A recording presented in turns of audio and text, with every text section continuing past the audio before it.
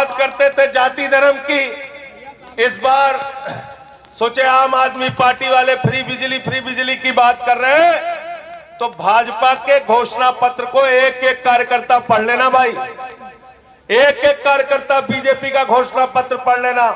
पहले नंबर पर घोषणा पत्र में बाबा जी ने लिखा, उत्तर प्रदेश के किसानों को फ्री बिजली दी जाएगी। लिखा कि नहीं लिखा? महेश त्यागी आए, किसान प्रकोष्ठ के हमारे प्रदेश के अध्यक्ष हैं। भाई बताओ, लिखा कि नहीं किसानों को बिजली फ्री? लिखा ना? लिखा फ्री बिजली देंगे। 1 महीना बीता, 2 महीना बीता, 3 महीना बीता, सब इंतजार कर रहे थे बाबा जी बिजली फ्री करेंगे, बिजली फ्री करेंगे। 5-6 महीने के बाद विपक्ष वालों ने, विधानसभा ने पूछा, बाबा जी बताओ बिजली फ्री कब करोगे? अरे बोले हम तो उस समय गजनी फिल्म के आमिर खान हो गए थे।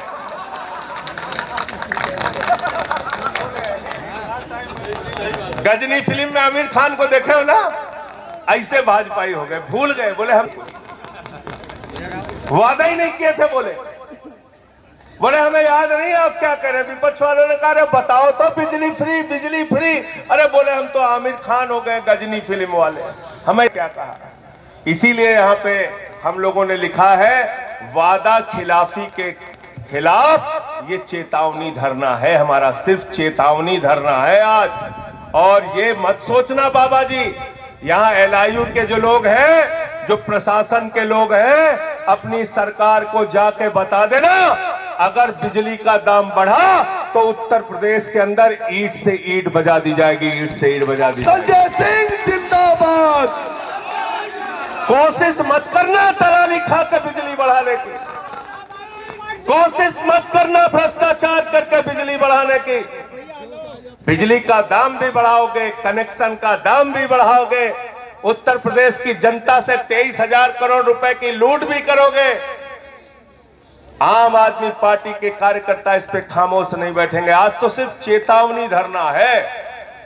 अभी भी कह रहा हूं, अपना प्रस्ताव वापस ले लो बिजली बढ़ाने का, और किसानों की बिजली का जो फ्री करने का वादा तुमने किया था, वो वादा बिजली का फ्री करने का वादा पूरा करो। हम कोई गलत मांग तुमसे नहीं कर रहे। जो तुमने भैया जिंदाबाद, जिंदाबाद, जिंदाबाद, जिंदाबाद, जिंदाबाद, जिंदाबाद। और नहीं तो फिर हम लोग भाजपाइयों का नाम क्या रख देंगे? गजनी। भूल गए, इनका मेमोरी लॉस हो गया। हम भूलने नहीं देंगे, हमें याद दिलाना है, हमें याद दिलाना है कि भैया बिजली का दाम आपने कहा था 0 करेंगे, क्यों नहीं किया अब तक? मैं बताता हूं क्यों नहीं किया। अगली कहानी सुनिए क्यों नहीं किया। यहां हमारे शेखर दीक्षित जी बैठे हैं किसान मंच के, सुनिए क्यों नहीं किया। और ये बात उत्तर प्रदेश के एक एक लोगों तक पहुंचाइएगा, ये बात पूरे देश के लोगों तक पहुंचनी चाहिए। बिजली का दाम इस कारण से नहीं बढ़ रहा है कि बिजली महंगी है, बिजली का दाम इस कारण से बढ़ रहा है कि नरेंद्र मोदी का एक दोस्त है जिसका नाम है अडानी। उस अडानी की कंपनी, कोयला कंपनी को फायदा पहुंचाने के लिए दलाली खाने के नाम पे बिजली का दाम बढ़ाया जा रहा है। सेम। और सुन लो कैसे बढ़ाया जा रहा है।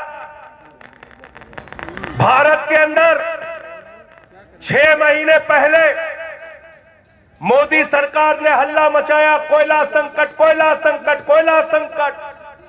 मीडिया वालों ने हल्ला मचाया, कोयला संकट, कोयला संकट। जनता ने भी उनके साथ चिल्लाना शुरू कर दिया, कोयला संकट, कोयला संकट। भाजपा के कार्यकर्ता जो जिनको तथाकथित भक्त कहते हैं, वो भी चिल्लाने लगे, कोयला संकट, कोयला। न सच्चाई जानना है, न कुछ आता है, न पता। कोयला संकट, कोयला संकट। तो हमने देश की संसद में कोयला मंत्री से पूछा, देश की संसद में कोयला मंत्री से पूछा, और आज आपको बता रहा हूं सच्चाई, क्योंकि मैंने माइनिंग की पढ़ाई की है। हमारे साथी दोस्त कोल इंडिया में काम करते हैं। मैंने हमारे साथ के जो लोग इंजीनियर थे, जो आज माइंस मैनेजर है, जनरल मैनेजर है, बड़े बड़े पदों पे हैं। मैंने उनको फोन किया, मैंने कहा भाई बताओ देश में कोयला संकट कैसे हो गया। भारत तो दुनिया में कोयले के उत्पादन के मामले में दूसरे नंबर पर है। दूसरे नंबर पे पूरी दुनिया में भारत कोयले के उत्पादन के मामले में दूसरे तीसरे नंबर पर है। हमने पूछा कोयले का संकट कैसे हो गया, तो उन्होंने कहा तुमको बताएंगे तो हमारी नौकरी भी खा जाओगे। हमने कहा बता दो, तुम्हारा नाम कहीं नहीं लेंगे। तो उन्होंने कहा भाई कोरोना के समय में 2 साल तो इंडस्ट्री ज्यादातर बंद रही कि नहीं बंद रही। इस्तेमाल कम से कम हुआ तो कोयला कहां रखा गया, स्टॉक में रखा गया। तो कोयला का जो प्रोडक्शन हुआ, कोयले का प्रोडक्शन बंद नहीं हुआ, कोयले का उत्पादन बंद नहीं हुआ, लेकिन इंडस्ट्री कोरोना के समय में बंद थी, तो इसलिए कोयले का जो उत्पादन हुआ वो कोयला स्टॉक करके रखा गया नंबर 1। उसके बाद मैंने कहा चलो वो तो पुरानी बात हो गई, अब का बताओ कोयला संकट। अरे बोले भैया हमको इंसेंटिव मिला है मोबाइल।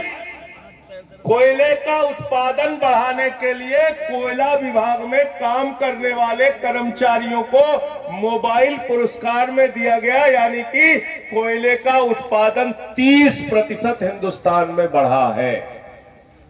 कितना बढ़ा है? 30% बढ़ा है। आम आदमी पार्टी के कार्यकर्ता तर्क से बात करते हैं, इसलिए एक एक चीज को ध्यान से सुनना। 30% कोयले का उत्पादन बढ़ा। उत्तर प्रदेश को, बिहार को, राजस्थान को, मध्य प्रदेश को, जिस भी अगर बिजली का उत्पादन करना है तो कोयला भारत की कोल इंडिया कंपनी देती है। अब भारत की कोल इंडिया कंपनी जो देती है कोयला, वो कोयला देती है 3000 रुपए टन, 2500 रुपए टन, 2000 रुपए टन। लेकिन मोदी जी ने कहा हमारा एक दोस्त है जिसका नाम है अडानी, जिसकी कोयले की खदान है ऑस्ट्रेलिया में, पूरी दुनिया में। उसका क्या होगा? देश के करोड़ों लोगों की बिजली महंगी हो जाए।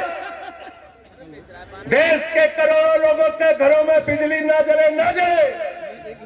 बिजली के कनेक्शन का दाम महंगा हो जाए तो हो जाए, लेकिन नरेंद्र मोदी का दोस्त, भारतीय जनता पार्टी का दोस्त, योगी आदित्यनाथ का दोस्त, उस अडानी को कोयले की कंपनी से फायदा पहुंचाने के लिए भारत की सरकार ने क्या आदेश किया कि भले ही आपके देश में कितना भी कोयला हो, 10% कोयला तो आपको विदेश से मंगाना पड़ेगा।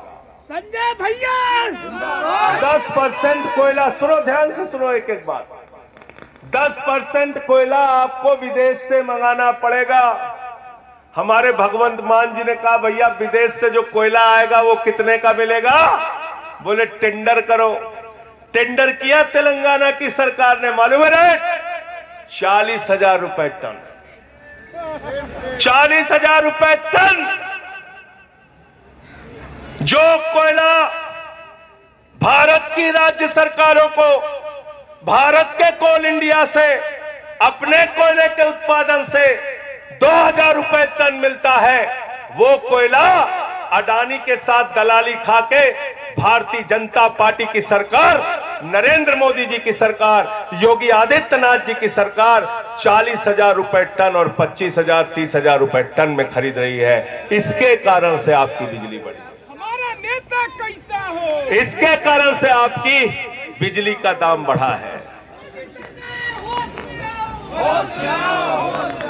अब समझ में आया बिजली का दाम क्यों बढ़ रहा है? किसको किसको समझ में आया बता दो। आ गया ना?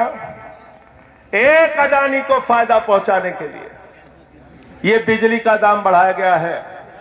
तो आज आप लोग लखनऊ में आए हैं, आप सबका स्वागत है, लेकिन याद रखना अगर ये चेतावनी धरने के बाद भी नहीं मानते तो उत्तर प्रदेश के हर जिले के अंदर ऐसे ही आंदोलन करके प्रशासन को ज्ञापन देना है, मांग पत्र देना है और कहना है महंगा कोयला खरीदना बंद करो, बिजली का दाम बढ़ाना बंद करो और फ्री बिजली का वादा पूरा करो। ये 3 पॉइंट पे हम लोगों को अपनी लड़ाई लड़नी है।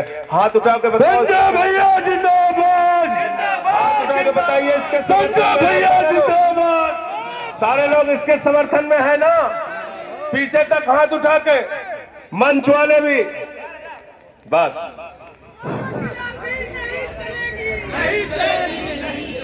दादागिरी नहीं चलेगी। बैठो। तो ये आपको लड़ाई को आगे लेके जाना है। आज एक सरकार आम आदमी पार्टी की सरकार है, अरविंद केजरीवाल की सरकार है, जो बिजली फ्री देती है, पानी फ्री देती है, शिक्षा फ्री देती है, इलाज फ्री देती है, बुजुर्गों को फ्री तीर्थ की यात्रा कराती है, माताओं बहनों के लिए बस की यात्रा फ्री करती है, बुजुर्गों का पेंशन 2 गुना, दिव्यांगों का पेंशन 2 गुना, विधवाओं का पेंशन 2 गुना, सारी सुविधाएं देती है। और सारी सुविधाएं देने के बाद 7-8 वर्षों से लगातार मुनाफे का बजट दे रही है, मुनाफे का बजट। आम आदमी पार्टी जिंदाबाद, अरविंद केजरीवाल जिंदाबाद जिंदाबाद। भ्रष्टाचार का एक ही काल, केजरीवाल केजरीवाल जिंदाबाद जिंदाबाद। तो सब कुछ फ्री। बैठ जाओ भैया। सब कुछ फ्री देने के बाद जब मुनाफे का बजट दिया तो भाजपा ही कहने लगे रेवड़ी बांट रहे हैं, रेवड़ी बांट रहे हैं, रेवड़ी बांट रहे हैं, रेवड़ी बांट रहे हैं। तो आम आदमी पार्टी के कार्यकर्ताओं मैं आपसे कहना चाहता हूं, कहना इस बात को, आप लोग कहना बीजेपी वालों से कि हां हम जनता को रेवड़ी बांट रहे हैं, बांटते रहेंगे। फ्री बिजली दिया, फ्री पानी दी, फ्री शिक्षा दिया, फ्री स्वास्थ्य का व्यवस्था किया, माताओं बहनों के लिए बस की फ्री यात्रा दी, बुजुर्गों को फ्री यात्रा दी, तीर्थ यात्रा दी, बावजूद इसके मुनाफे का बजट दिया। यह है अरविंद केजरीवाल और आम आदमी पार्टी का अर्थशास्त्र। भ्रष्टाचार का एक ही काल, केजरीवाल केजरीवाल। और नरेंद्र मोदी जी क्या कर रहे हैं? मोदी जी क्या कर रहे हैं? अपने मित्रों को फायदा पहुंचा रहे हैं। 20,000 करोड़ रुपए लेके नीरव मोदी उड़ गया, 9,000 करोड़ रुपए लेके विजय माल्या उड़ गया, 6,000 करोड़ रुपए लेके नितिन संदेशरा उड़ गया, 3,000 करोड़ रुपए लेके ललित मोदी उड़ गया। बच्चे खेलते थे ना चिड़िया उड़, ऐसे हमारे मोदी जी खेलते हैं। नीरव मोदी उड़, मेहुल चौकसी उड़, विजय माल्या उड़, नितिन संदेशरा उड़, ललित मोदी उड़। तो मैंने कहा मोदी जी सब उड़ गए, किसी पे तो काम करो। नहीं कहा है, हमने कहा भाई हमारे सोमनाथ भारती का कुत्ता पकड़ना हो तब भी 40 पुलिस वाले चले जाते हैं तुम्हारे। का मॉडल देता है, फ्री बिजली का मॉडल देता है। उस सत्येंद्र जैन को 5-6 महीने से जेल में सड़ा रहे हो। आम आदमी पार्टी के 42 विधायकों पे मुकदमे लिख के उनको जेल में डाला आपने। लेकिन जब हम कहते हैं नीरव मोदी को पकड़ो, विजय माल्या को पकड़ो, ललित मोदी को पकड़ो, तो कहते हो हमें पता नहीं है कहां है, कहते हो हमें मालूम नहीं कहां है। अरे मैंने कहा मोदी जी अगर आपको नहीं मालूम कि ललित मोदी कहां है तो कम से कम सुष्मिता सेन से पूछ लो, वो बता देगी ललित मोदी कहां। सुष्मिता सेन फोटो खिंचा रही है ललित मोदी के साथ, उसको इंस्टाग्राम में डाला जा रहा है। हमने कहा रोजगार दो नौजवानों को, कहते हैं पैसा नहीं। हमने कहा किसानों को फसल का दाम दो, कहते हैं पैसा नहीं। हमने कहा टूटी सड़कें बना दो, कहते हैं पैसा नहीं। हमने कहा हमारे बच्चों के लिए स्कूल बनाओ, कहते हैं पैसा नहीं। अस्पताल बनाओ, पैसा नहीं। ये पैसा गया कहां? ये पैसा चंद पूंजीपतियों का माफ करके बैंकों को खाली करने का काम किया गया। 1-2 लाख करोड़ रुपए नहीं, 11 लाख करोड़ रुपए भारतीय जनता पार्टी की मोदी सरकार ने पूंजीपतियों का माफ किया है। जीरो लगाते लगाते आप थक जाओगे। मोदी सरकार मुर्दाबाद मुर्दाबाद। आपके लिए पैसा नहीं है, लेकिन अदानी के लिए, अंबानी के लिए, बड़े बड़े पूंजीपतियों के लिए पैसा है। उनका लाखों करोड़ का कर्जा माफ किया जाता है। उत्तर प्रदेश, पूरे उत्तर प्रदेश का जो बजट है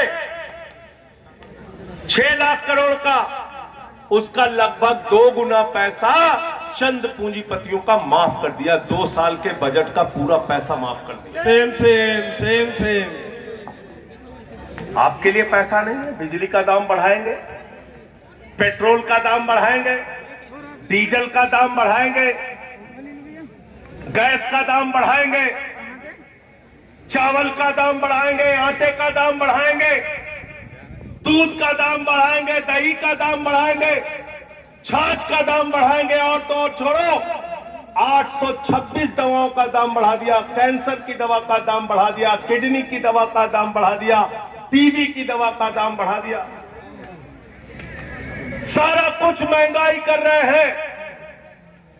और जब खजाने खाली हो गए बैंकों के, जहां आपका पैसा जमा था, तो कहते हैं हम रेल बेचेंगे, हम सेल बेचेंगे, हम कोल इंडिया बेचेंगे, हम बीपीसीएल बेचेंगे, हम स्टेडियम बेचेंगे, हम एलआईसी बेचेंगे, हम बैंक बेचेंगे, हम बिजली बेचेंगे, हम पानी बेचेंगे।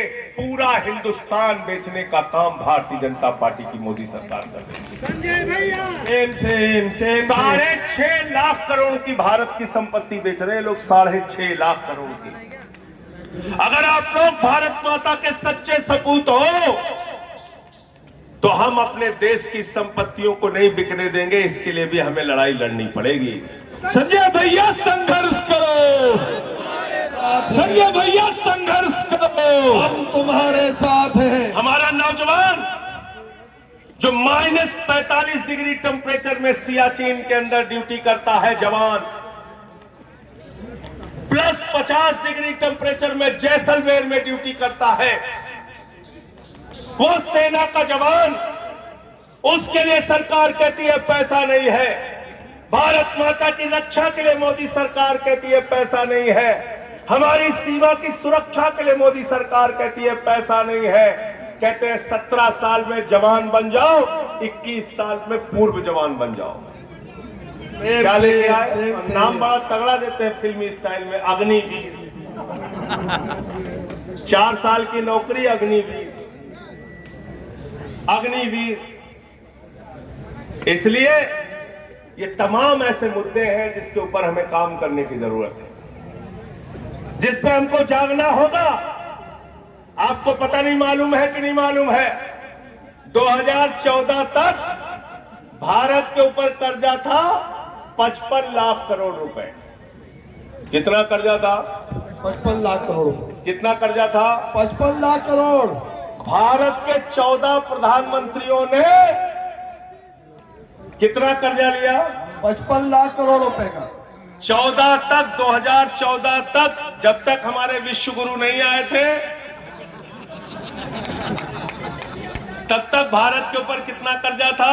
55 लाख करोड़। विश्व गुरु आए, विश्व गुरु ने कहा हमें विश्व रिकॉर्ड बनाना है, ऐसे काम नहीं चलेगा।